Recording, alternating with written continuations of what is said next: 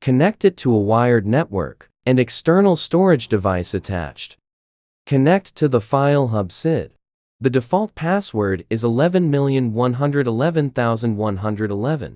Open a browser and input 10.10.10.10.254 and log in. The web management. Leave password blank by default. Go to Network Setting. Click Internet and view the IP address of the device in the LAN. Then open File Explorer. Input the device IP address like in this video.